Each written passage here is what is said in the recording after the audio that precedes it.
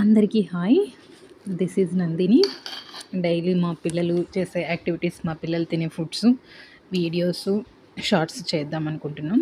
ఈరోజు వచ్చేసి మా టిఫిన్ మార్నింగ్ నైటే చిన్నోడు చెప్పాడనమాట, మమ్మీ నాకు మార్నింగ్ పొంగల్ చట్నీ కావాలని, పెద్దోడేమో ఎర్రపప్పు కావాలి అన్నాడు, నాకేమో కాకరకాయ ఫ్రై చేసుకున్నాం. ఇంకా మా లంచ్ చూపిస్తున్నాను, వైట్ రైస్, కాకరకాయ ఫ్రై, ఎర్రపప్పు. ఇది లంచ్ ప్రిపరేషన్. ఇంకా హ్యాపీగా ముగ్గురం బయట పెట్టేసుకొని హాల్లో కూర్చొని తినేస్తాం.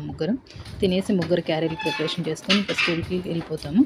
ఇంకా వస్తూ ఇంట్లో ఈరోజు జొన్న పిండి అయిపోయింది, ఈవినింగ్ రొట్టెలు చేసుకొని పిండి లేదు. ఇంకా స్కూల్ నుంచి వస్తూ అలానే ఆయిల్ అయిపోయిందంటే ఆయిల్ తీసుకొని పిండి మరబెట్టుకొని వచ్చేస్తాము. ఇంకా వస్తూనే పిల్లలకి వాళ్ళు ఫ్రెషప్ అయిపోతారు. వాళ్ళు ఫ్రెషప్ అయ్యే లోపల నేను వాళ్ళకి ప్రిపరేషన్ చేస్తాము. ఈవినింగ్ జొన్న రొట్టె ప్రిపేర్ చేస్తున్నాము. చూడండి, చాలా హెల్దీ అనమాట, మంచి ఫైబర్ ఉంటుంది పిల్లలకి. ఈవినింగ్ పూట గోబీ స్నాక్స్ కంటే ఈవినింగ్ రొట్టె చపాతీ ఇలా చేసేసుకుంటూ ఉంటాము. మేము ఇంకొకటి 5:40, 5:50 కంటే ఫుడ్ తినేస్తాం అనమాట. రొట్టె చాలా హెల్దీగా కాబట్టి పిల్లలకి ఈవినింగ్ పూట మోస్ట్లీ రొట్టె పెడతాము. ఇంక ఇక్కడ మా చిన్నోడు, నేను వాయిస్ ఓవర్ ఇచ్చుకుంటాను. నేను డైలీ మాట్లాడితే అందరూ స్కూల్లో నన్ను డామినేట్ చేస్తున్నారు. పిల్లలందరూ వచ్చి అన్న నువ్వు యూట్యూబ్ ఉంది కదా అంటున్నాడు. ఇంకా చిన్నోడు వచ్చేసి మమ్మీ నాకు రొట్టెలోకి ఎగ్ ఫ్రై కావాలన్నాడు. తింటూ ఎలా ఉందో చెప్తున్నాడు అనమాట. ఇంకా ఏమున్నా ముగ్గురం కూర్చొని హ్యాపీగా తింటూ మాట్లాడుతూ ఉంటాము. ఇంకా పెద్దోడు హాయ్ చెప్తున్నాడు. ఎలా ఉంది నాన్న అంటే సూపర్ మమ్మీ అన్నాడు. ఇంకా మార్నింగ్ పప్పు మిగిలిపోయింది, ఆ పప్పు ప్లస్ రొట్టె.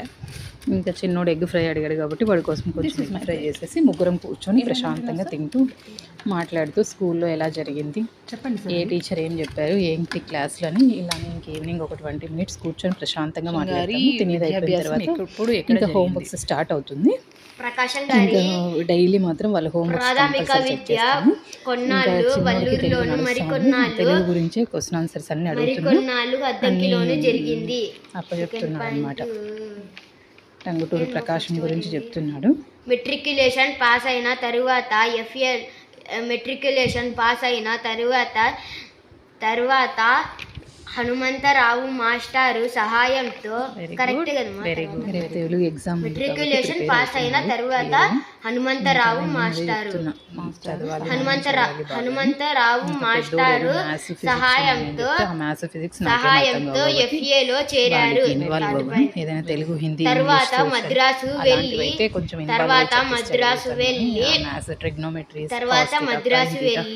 కష్టపడి బారిస్టరు చదివారు. ఇంకా మ్యాథ్స్లో నాకు జీరో నాలెడ్జ్ కాబట్టి అటువైపు కూడా వెళ్ళను.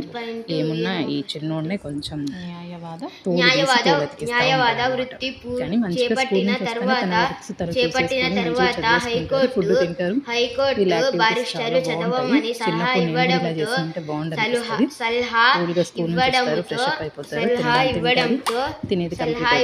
చదువుకుంటారు మంచిగా. చిన్నోడు చక్రి సలహా ఇవ్వడంతో ఇంగ్లాండ్ వెళ్ళి బారిస్టరు చదువు స్నేహితుల వద్ద ఫస్ట్ నుంచి చెప్తాను. మెట్రిక్యులేషన్ పాస్ అయిన తరువాత న్యాయవాద చెప్తున్నారు. ఇంకా అయిపోయిన తర్వాత రేపటికి స్కూల్ యూనిఫామ్ వేసుకునేకి లేదని సడన్గా గుర్తొచ్చిందనమాట. అప్పుడు ఫాస్ట్గా మన చిన్నోడు పరిగెత్తి వాళ్ళ అన్న యూనిఫాము తన యూనిఫామ్ వాష్ చేసుకుంటున్నారు.